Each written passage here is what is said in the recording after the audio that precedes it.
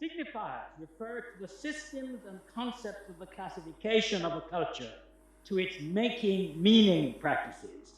And those things gain their meaning not because of what they contain in their essence, but in the shifting relations of difference which they establish with other concepts and ideas in a signifying field.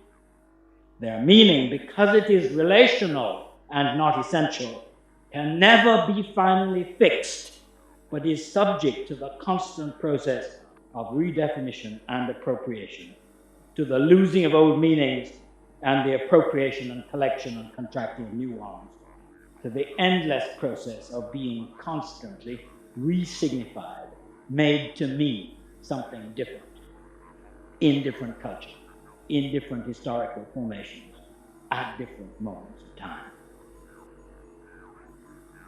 The meaning of a signifier can never be finally or transhistorically fixed.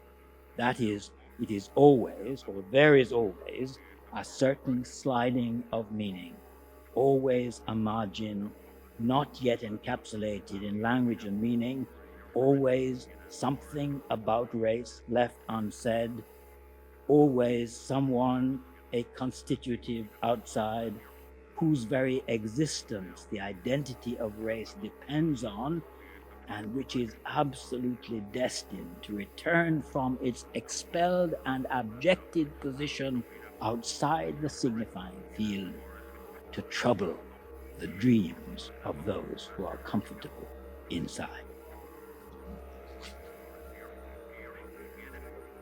But race is more like a language than it is like the way in which we are biologically constituted. You may think that's an absurd and ridiculous thing to say. You may even now be surreptitiously glancing around the room just to make sure that your visual appearances are in full working order. I assure you they are. People do look rather peculiar. Some of them are brown, some of them are quite black. Some of you are pretty brown, some of you are really disgustingly pink in the current light.